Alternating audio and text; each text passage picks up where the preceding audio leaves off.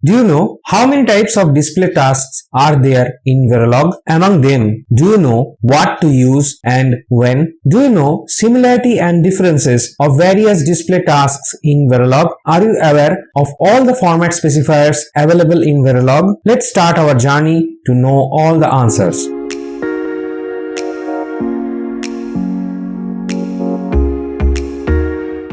Hey guys, welcome back. In today's episode, we are going to discuss the below topics. First, we will talk about the various display functions in Verilog. These are called display tasks. Next, we will go in the detailed and explicit description of display and write. These are two different tasks. We'll go in the explicit detail of these two. We will share what is their similarity and also what is their differences so that you can use them as per your need, and any confusion about these two should be removed from your mind. Next, we will talk about different format specifiers. These are very essential for the printing of different variables that are under the Verilog simulation. This is a very important list and you have to keep it handy. Next, we will go in the details of the Strobe Task, and here you will see how it is different from the display and write. Next, we will talk about the monitor task, and let me emphasize this monitor task is a very widely used display task in Verilog. So here we will talk about 4 types of display task, that is display and write, then strobe and then monitor. So this all we will cover in our today's episode, and here we are done with this particular slide. Let's move on to the next slide. Types of display tasks in Verilog. So let me show a chart here. First, we have the display task category. Under that, we have 4 different type of display tasks. First one is display and write. Next one is strobe. Third one is monitor.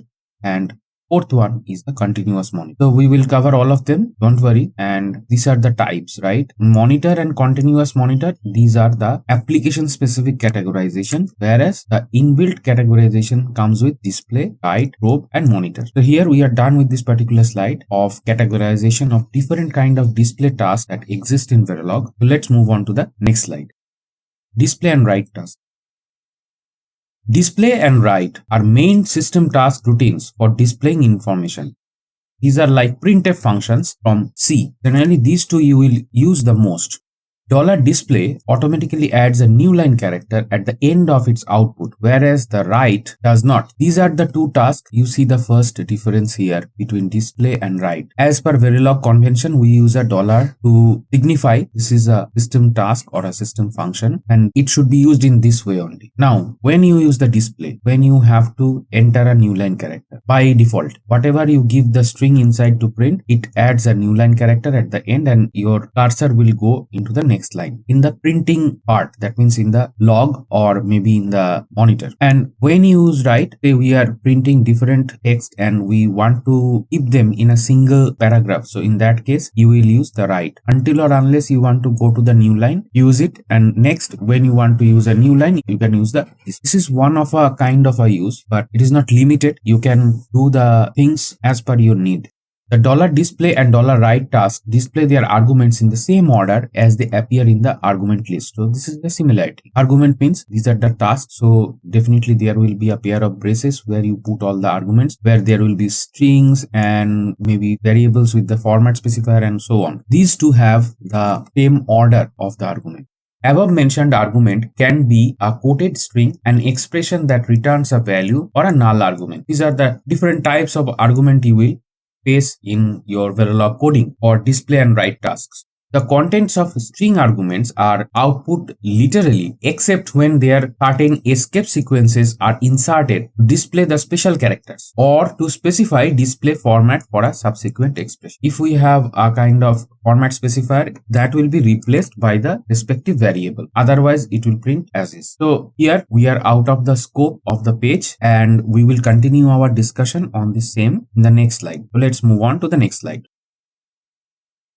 Escape sequences are inserted into the string in 3 ways. So escape sequence is something that you need in every programming language like \n or so. How these are done here, let us see. The special character / indicates the character to follow is a literal or non-printable character. That means when we have a \n, it denotes a new line and hence it will not be printed. Instead, there will be a carriage return or maybe the cursor will go to the new line. The special character % indicates that next character should be interpreted as a format specifier. So these are escape sequences. So this will give a new line character, maybe like that, or tab, right? \t. And this is the format specifier like %d, %s. All these things will be considered. So these two are special characters. You have to remember their use and you should not exchange them, because then the meaning will be disrupted and the Verilog code will not accept. So whichever is applicable to the respective area, you should use that. For each % character in a string must have a mapping argument containing an expression. This is associated with a format specifier. So you must have an argument that should get fill up or replace the % something, whatever we are writing with the % character. Exception to this rule is %m and %. So these are the two things which are exception for this rule. So I'll explain these two also in this slide. The special character string % indicates the display of the % sign character, that is %. So if you have to print a %, maybe somewhere in your text, you have to use the %. That will give the %. So you should not use a \/ and then %. That will not do. You should do a %, and that will print a %. Any null argument produces a single space character in the output display. Suppose you have written a % something and you forgot to mention its argument, right? Argument in the right hand side. What will happen? So nothing will be replaced and there will be a single space. That means a space character will be entered there. The display task, when invoked without arguments, simply it prints a new line character. You know from the definition, right? The display task has a new line inbuilt. So if you do not give any argument, it will just print a new line. So you can use it in that fashion only. You have to insert a new line somewhere. You are using write, different write statement, and you give just a display statement without any argument. So that will print the new. This is one of the use. You can use this thing as your own need or own coding style, whatever is applicable.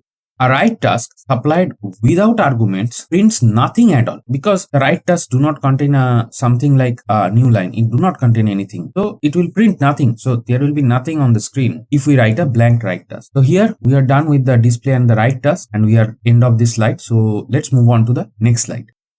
Format specifiers. In previous two slides, we have talked about the format specifiers through which you can print an expression, any variable, whatever is applicable. In this slide, we'll take a short tour of the format specifier that are mostly used so that you can use them as per your need. And here comes the first table. Right? So %h or capital is used for hexadecimal format display. %d or %D is used for display in the decimal format. If we have a %o or %big O, that is a capital O, it is display in the octal format. %b or %B used to display the binary format. %c or %C display ASCII character. Character means single character. %l or %L display library binding information. For details of the library binding information, you can consult the LRM, that is the Language Reference Manual of Verilog or System Verilog, since now the Verilog is a sub part of the System Verilog. Here comes our next table. %V or %V used for net signal strength. It displays the signal strength of net. %m or %M display the hierarchical name. Now, this gives a hierarchical name. Means we have a hierarchy of the like top. We have something at the top, right? And then we have A, B, C, D, E like that. And then we are going to the leaf cell, right? All this entire hierarchy can be printed with %M. %S or capital S display as a string. So this is, you know, from your C language knowledge, right? %S or %S can be used for a string. %T or %T is for current time format. It is used for time. %U or %U is unformatted 2-value data. And Z and %Z are used for unformatted 4-value data. So these are not very much widely used, these two. So you have to consult the LRM for detail and actual uses. I included everything here so that if you take the snapshot of this page right now, you have something handy so that you can consult. And some which are not used in a regular fashion, maybe rarely used, sometime you may need that. So I did not excluded them, I have included. We are done with this particular slide. Let's move on to the next slide. In this slide, we continue with the format specifier and some more format specifier we are going to describe here. Here goes our table. So percentage E or percentage capital E display real in exponential format. E for the exponent. If we give the percentage F or percentage capital F, it display the real in the decimal format. The percentage G or percentage capital G display the real in exponential or decimal format, whichever format results in the shorter printed output. These two are specific and this is a generic. So here there is a auto decision what will be printed for a real number. Percentage M, it does not accept in an argument hierarchical name of a module, task, function or named block that invokes this system task containing the format specific. Whenever any task, any display task is called from any particular module, right? If we include it in the display or something like that, this percentage M will print the hierarchy. So which I have just said, right? We from the top cell, if we go down to the leaf cell, from top cell to the leaf cell, this hierarchy, whichever cell is this, if we include this in the leaf cell definition, the entire hierarchy will be printed. And wherever this cell is, this cell could be here, so that time this will be printed. Percentage S prints the ASCII codes as characters. So this percentages print the string. That means not the single character. That is a bunch of character. That means generally a line or string. So here we are done with this particular slide, and here you can take a snapshot so that you can save it for your later use. Here we are done. Let's move on to the next slide. Strobe task. So far we have discussed about the display and the write task, and in this page or in this slide we will talk about the strobe task. The system task strobe provides ability to display simulation data at a selected time. That means we have a time selection here. The arguments for this task are specified exactly in the same manner as for the display. So arguments are in the similar order. Specialty, we have a time selection here. For example, forever @ of clock. And we use strobe at time %d, the data is %h. So you have time data. So this task is tied up with this one, that means with the of clock, and that time the strobe actually prints this in the %d and %h, that is decimal and hexadecimal. Time is in the decimal format and data is in the h. This is the time bound, that means it's not a generic. It is only triggered when we enter this forever loop. Here although it is 2 bullets, but this is a part of the code. While formatting, I have just kept it as in the bullets, but in actual Verilog code, these 2 lines are back to back in a line of code.